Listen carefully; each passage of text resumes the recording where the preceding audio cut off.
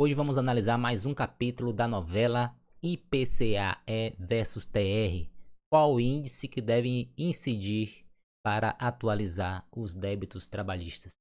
O ministro Gilmar Mendes, do STF, proferiu uma decisão hoje, 2 de julho, tratando do tema.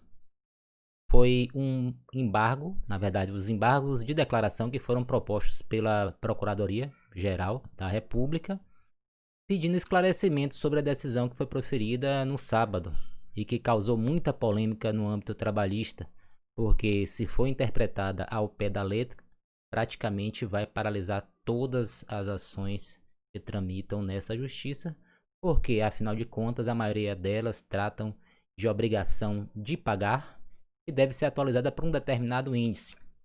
Então o ministro, ele, apesar dele ter indeferido os embargos, ter rejeitado os embargos lá no finalzinho e também durante o corpo da decisão, ou seja, nos seus fundamentos, ele deixa claro lá qual seria o seu verdadeiro entendimento. Para alguns deixou claro, para outros deixou mais obscuro ainda e poderia dar ensejo a novos embargos de declaração. Então vamos ver aqui, eu fiz as anotações.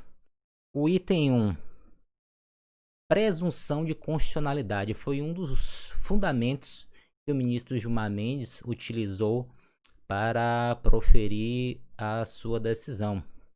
Ele argumentou que toda norma jurídica que é aprovada pelo Congresso Nacional e depois sancionado pelo presidente da República tem uma presunção de constitucionalidade. Portanto, a TR ela está prevista tanto na Lei 8.177 quanto na CLT. Na CLT, a previsão de correção dos débitos trabalhistas pela TR, ela foi fixada, na verdade foi alterada pela Lei da Reforma Trabalhista, a Lei 13.467. Então, o ministro Gilmar, ele disse isso, ele argumentou no sentido de que enquanto não for declarada a inconstitucionalidade desse dispositivo legal, a lei deve prevalecer e a lei determina que seja aplicada a TR. Portanto, a segurança jurídica advém dessa presunção de constitucionalidade da lei. Aí um segundo tópico. Competência da Justiça do Trabalho para declarar a inconstitucionalidade de uma norma jurídica. O que o ministro Gilmar afirmou é que o TST estaria usurpando da competência do STF, a partir do momento em que iria julgar nessa segunda-feira que passou um processo conferindo efeitos erga omnes, no sentido de reconhecer o IPCA-E como o índice a ser aplicável para corrigir os débitos trabalhistas. E o ministro explica que isso não é possível. Ainda que seja proferida a decisão em um recurso repetitivo, ele só tem efeito vinculante para toda a Justiça do Trabalho se tratar de outras questões que não a constitucionalidade de uma norma legal. Ou seja, não há como atribuir efeito vinculante a uma decisão do TST ou de qualquer órgão do Poder Judiciário abaixo do STF que não seja levando em consideração esses aspectos. Somente o STF tem essa prerrogativa de declarar a inconstitucionalidade com efeito erga omnes.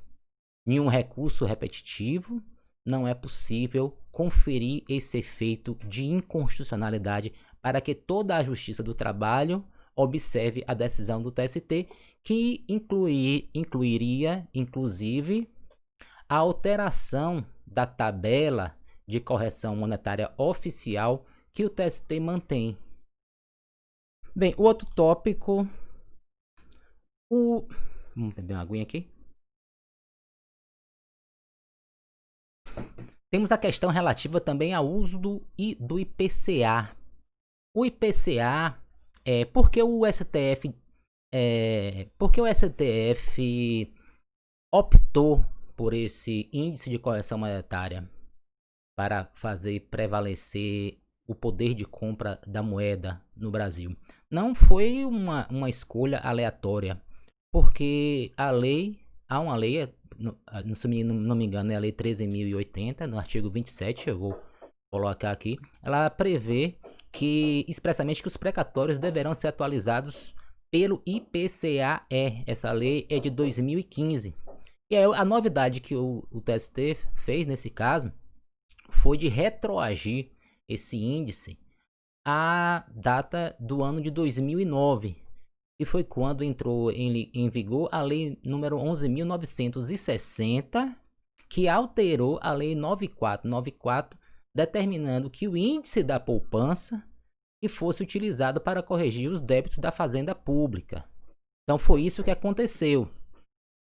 Não foi uma escolha aleatória. A partir do momento da constatação dessa premissa, entende o ministro Gilmar Mendes que não se pode utilizar esse mesmo índice para a atualização de débitos que não seja contra a fazenda pública, pela absoluta falta de previsão legal. Então não se sabe ainda se, quando o STF for julgar essa ação direta de constitucionalidade, se o índice a ser utilizado vai ser o IPCA-E, porque o IPCA-E tem previsão legal para atualizar os precatórios, os débitos da fazenda pública, mas os demais débitos trabalhistas não. Se a ATR for retirada, vai ficar um vazio legislativo, e aí, se for o caso, vai caber o STF definir qual é esse índice, mas não tem previsão legal substitutiva desse índice, ou seja, do IPCA-E. Bem,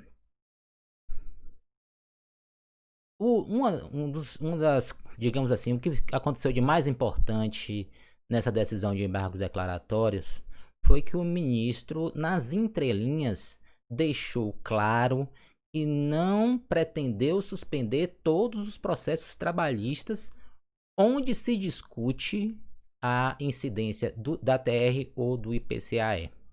Ele, nas entrelinhas, disse que só haveria suspensão desses processos, primeiro, se tivesse havendo uma discussão entre as partes se seria aplicada a TR ou se seria aplicada o IPCA-E.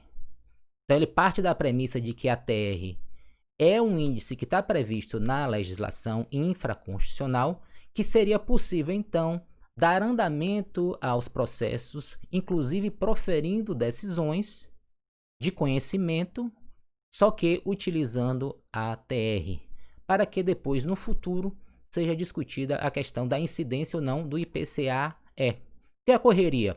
Julgando a ADC procedente, na verdade, julgando a ADC improcedente e declarando a inconstitucionalidade dos dispositivos que fixaram a TR como índice de correção monetária dos débitos trabalhistas, essas decisões, nesse particular, aquelas decisões que foram proferidas com base na TR, elas perderiam a eficácia e seriam, nesse particular, substituídas pela decisão do STF. Ou seja, o título executivo judicial proferido com base na TR, nesse capítulo, nesse aspecto, perderia a eficácia e seria substituído pela decisão do STF. Então, em resumo, o que o ministro quis dizer é que os julgamentos podem acontecer tanto na fase de conhecimento quanto na fase de execução, desde que seja observada a TR. Se for na fase de execução, seria mais fácil ainda, porque provavelmente o índice de correção monetária já teria sido definido na fase de conhecimento e já haveria o trânsito em julgado dessa decisão. Portanto, o juiz não poderia voltar a esse tema e ele ficaria livre para julgar os outros aspectos da execução. Não haveria uma manifestação de julgamento do magistrado naqueles processos nos quais já tenha se fixado o índice de correção monetária, seja ele a TR ou seja ele o PCA-E. Então, nesse passo aí, as decisões proferidas na execução, elas estariam livres para prosseguir no seu julgamento, mas é claro, tem aqueles casos em que não foi fixado o índice de correção monetária no conhecimento e o juiz teria que fixar na execução. Aí sim, na execução, para atender a decisão do ministro Gilmar Mendes, o juiz teria que optar pela TR para depois ver se vai ser mantida ou não pelo STF. Por quê? o índice da TR acumulado e em comparação com o IPCA-E, nos últimos 5 anos dá uma diferença de 25%, mais ou menos. Então, pagando o valor do débito do executado com base na TR, posteriormente se iria discutir a incidência dessa diferença relativa à incidência do IPCA-E, que, como eu falei, seria da ordem mais ou menos de 25% nos últimos 5 anos. Só fazendo uma ressalva, que nos últimos 2 meses, o índice do IPCA-E foi negativo, enquanto a TR foi zero. É prejuízo para o trabalhador, portanto, nesses 2 meses, a utilização do IPCA-E. Mas no conjunto, no total dos últimos 5 anos, há uma diferença a maior para o IPCA-E da ordem de 25%.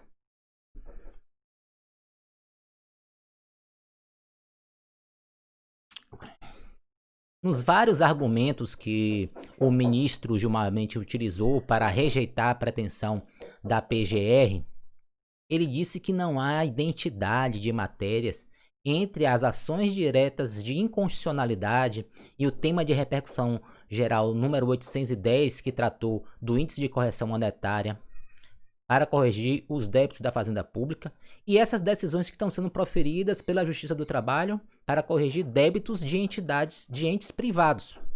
Ele ressalta que o que foi declarado inconstitucional foi os dispositivos da Lei 11.960, da Lei número 9494, que tratam exclusivamente da correção monetária e de juros de mora dos entes públicos e não dos entes privados. São dispositivos totalmente distintos, porque para esses últimos, o dispositivo está previsto no artigo 39 da Lei 8.177 e também no artigo da CLT, que foi alterado pela Lei 13.467. Nenhum desses 2 dispositivos foi declarado inconstitucional pelo STF, nem mesmo por arrastamento. Dessa forma, quando o juiz vai utilizar o índice na sua sentença, se o juiz, digamos, se ele reconhece que deve ser utilizado o IPCA-E, ele tem que primeiro declarar a inconstitucionalidade desse dispositivo legal que eu citei, da Lei 8.177 e da CLT. Ele não pode citar a decisão do STF como sendo uma decisão vinculante. O fundamento da sentença não pode ser esse, porque a decisão do STF tratou de outro tema, declarou a inconstitucionalidade de outros dispositivos. Ele tem que simplesmente declarar a inconstitucionalidade na sua sentença. E o tribunal, se quiser fazer o mesmo, se quiser utilizar o IPCA-E, ele tem que fazer isso por meio de um incidente de declaração de constitucionalidade que tem que ser feito pelo plenário. O dispositivo de reserva de plenário que deu ensejo à edição da súmula número 10, súmula vinculante número 10 do STF. O juiz, nem o tribunal, não pode simplesmente utilizar o índice, o IPCA-E, fundamentando a sua decisão na decisão que foi proferida pelo STF, pois tratam de situações distintas.